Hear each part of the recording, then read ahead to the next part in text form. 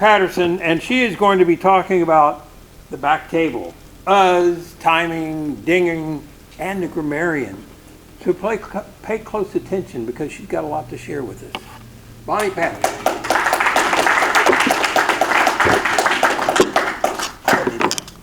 Leave that right there. Okay, we're going to jump right in. I know that there's people from other clubs, so I'm giving the perspective of how Winter Park does, and I'm going to do my best to also mention how International Toastmasters has it on their site too. So for the back table, as far as I'm concerned, I contribute the majority of my quick growth in the club to signing up for those roles at the last minute. So if I get an email, as soon as I see an email that somebody's dropping out, I'll message someone and be like, I'll sign up right away for it. My third meeting, Carmela, who's my mentor, put me on the timers chair, and I was freaking out because I didn't know what to do. But after that, like the next meeting, I was like, oh, well, this is easy because I'm not sitting here like on edge the whole meeting. So it's a great way to just get out of your comfort zone and get some of those jitters out, and it helps you feel like you understand the meeting a little bit more. You feel more confident because you're more competent in one of those areas. So get in on those last minute roles as soon as you can. The back table and the grammarian roles, my favorite part about them is that they challenge you to be more focused and present. I have severe ADHD, so if you don't catch my attention right away, it is gone. But I don't get to do that when I'm in the back table or when I'm grammarian. In fact, I don't even listen to anybody when I'm grammarian role, but I'll get to that in a moment. It helps you be a better listener because you're listening for specific things depending on what your role is. It also helps you learn the names and how to properly pronounce them, because if you get somebody's name wrong, even if it's not their name, somebody in our club's gonna let you know, don't you worry, okay? It helps you with quick thinking, and this is more so for Master Evaluator, but especially in the back table, it's gonna help you with your quick thinking and your reaction and how to quickly organize your thoughts. I like to think of it like this. The back table is a great way to make friends because you learn everybody's names, and the grammarian role is a great way to lose friends. And with that, I'm going to talk about why the grammarian role, you either love it or you hate it, and I'm one of the few people that loves the grammarian role because I'm more conversationally funny than I am written. So if I just write little notes about what somebody said that was ridiculous, I'm writing exactly what I heard, my response to their craziness, and that's how I'm going to deliver it to you as well. So the purpose of the grammarian role, though, is to help members improve their grammar and their vocabulary, present the word of the day, notate colorful use of language, etc. But at Winter Park Toastmasters, we make it more comical. Rather than just listing everything that you did wrong, and for some people it's a long list, we make it funny and palatable. So it's like edutainment versus you don't know grammar, go back to elementary school, this is wrong, comma splice. We just make it funny, and that makes it more enjoyable while you're learning. Again, this is my personal favorite role because I already said that, we're skipping in, but it's all in the delivery. This is the easiest role to bomb in my opinion, because what you think is funny, you know what, scratch that, I'll get to that later. What's funny to you isn't funny to everybody. And my first tip for the role of grammarian is to read the room.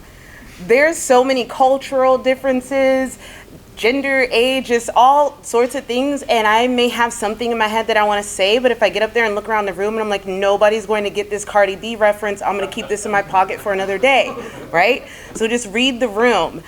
If you're sarcastic, run with that, right?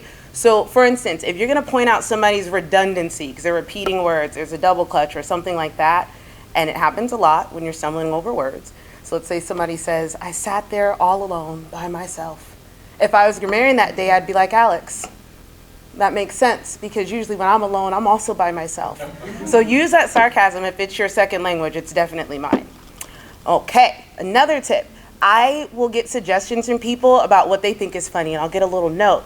And like I said, I can't pay attention to other people because it's going to throw me off, one. And two, I'm not them. So the way that they heard it, I'm never going to be able to deliver it that way. So I either take it with a grain of salt, put it in my back pocket, like just in case all mine bomb. I got this one that so-and-so sent me, I'll try that one. Or I'm like, this is great, that would be great for you, but it's not for me. Make your best ones. I highlight what everybody's saying as they talk. As soon as they open their mouth, I'm ready to write, even if they don't say anything that's out of line or incorrect, I'm ready to talk or ready to write. But I also highlight them so that I can quickly jump to the good ones. And put yourself in other people's shoes. That kind of goes with the whole You're not as funny as you think you are. That's not what I meant to say. What sounds funny to you isn't funny to everybody else, but put yourself in someone else's shoes. If I'm saying something this way, are they going to hear it the same way that I think they will? And if not, it's probably not going to be funny. Just pass it. But my favorite one is when you're in doubt, or if you're not funny, just make an award ceremony. And the award for shortest speech goes to, and the award for stumbling over my words goes to. Works like a charm. Okay? Awesome. All right, moving right along to the altabulator role.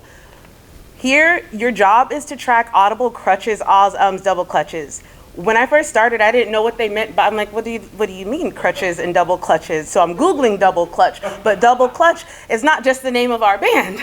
It's when you repeat words twice. So what I like to do is just keep my finger on the buzzer, because somebody's gonna get to stumbling and a jumbling, and if you're writing, you're not gonna have time. So when I'm timer, I'm right-handed, okay. So I have one hand on the buzzer and I have one hand writing stuff down, because I don't play around when I'll tabulator. I do not play around, okay. And the reason, and I know a lot of people are scared to do this, but think of it like this. People learn through intensity or they learn through repetition. You can give them that intense scare and they'll learn real fast not to say ahs and ums all the time. Or if we're not buzzing them, they're not gonna hear where they have areas to improve, so just give it to them. That's why we're there. Nobody's feelings are gonna be hurt. It's gonna shock them at first, but they'll be fine. Dogs get shock collars. They're still alive. Take the buzz. Let it keep going. All right. What else? So write their names down as soon as you hear them. One hand on the buzzer, one hand writing, and you'll be fine. And if the room is tapping on stuff, that's because you missed the buzzer and we're tired of hearing this person say and we're buzzing them for you. Okay, timer. This, in my opinion, is the hardest job, but I have the shortest list of tips for you. They have an app for the Toastmaster timer with the times on it. So you can say, I'm timing table topics, and then it will do the green and the yellow, and then all you gotta do is flippity flip. Yes, saved my life the day he signed me up last minute. Second, your intro and your report. Again, read the room. If it's a full room, we don't have time for a full report. This person's table topic was this long and this long and this. Don't do that. Just give us highs and lows, make it concise. If there's less people in the room, I'm not saying give a speech, but you may have more room to throw a little joke here and there. But again, read the room. You can tell when we're running short on time, and for whatever reason, that's the time when everyone wants to stand up and have a speech, and I'm like, where are you? So read the room. Okay. Last role, the dinger.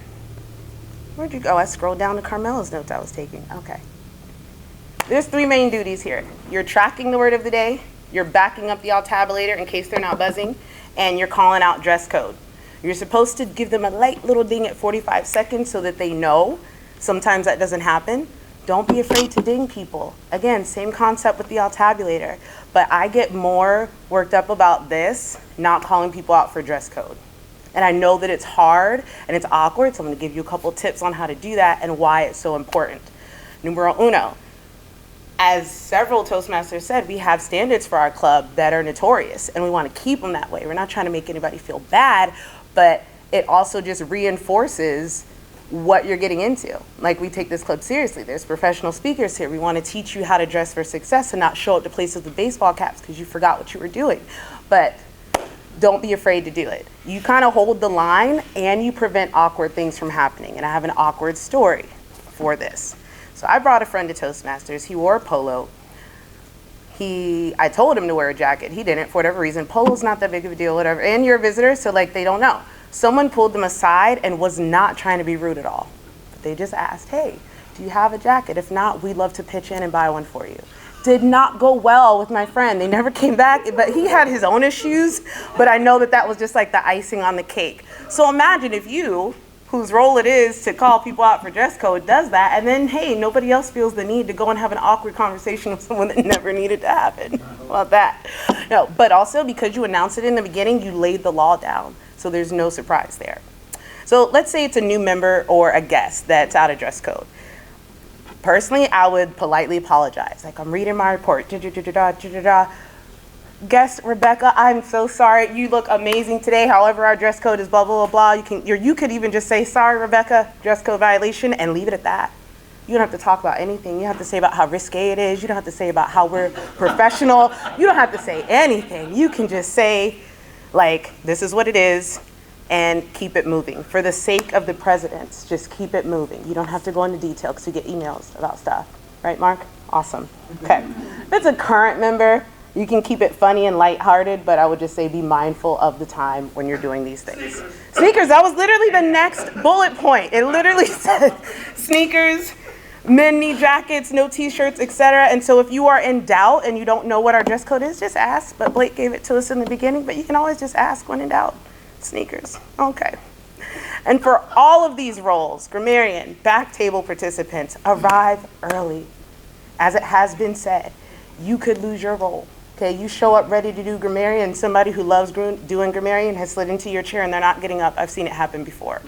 If you can't arrive on time, at least tell somebody so they know, like, hey, I'm gonna be there, don't, like, I'm gonna be there. But also, keep this in mind, you're in the back table. So when the meeting starts, in the beginning, you're supposed to give an intro. And if somebody else gives your intro, they're probably not going to let you take your role back. So be on time. Also, rehearse the script.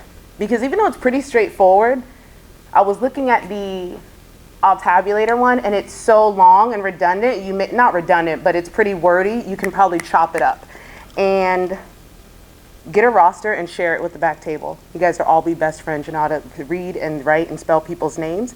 And get your food and coffee early, because once the meeting starts, all of these roles, like, you're stuck in that chair for the most part, unless someone loves you and they bring you coffee. That's happened before. All in all, I would say these roles help you become a better contributor to the meeting, because you start to take roles more seriously, you start to take rules more seriously, you start to take fines more seriously, the dress code stuff, because more fines means more money, and more money means bigger parties. Amen. Okay, thank you.